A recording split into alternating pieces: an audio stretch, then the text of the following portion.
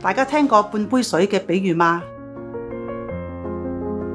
你哋覺得呢個杯係滿咗半杯啊，定係空咗半杯呢？呢幾十年喺基金會見到唔少嘅乳癌患者，發覺佢哋唔認識乳癌，感到彷徨不安，甚至有啲受到錯誤嘅資訊影響咧，錯失咗治療同埋康復嘅機會。就好似嗰杯水咁，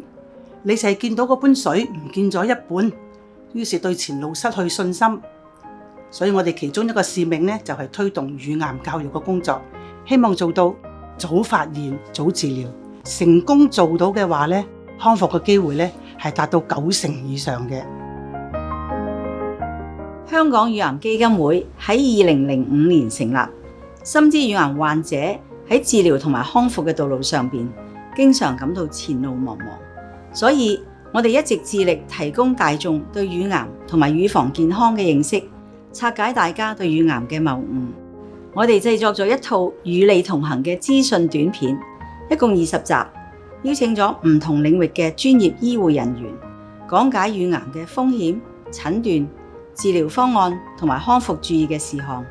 從西醫到中醫，由生理到心理，由藥物、手術到放射治療，都一一涵蓋，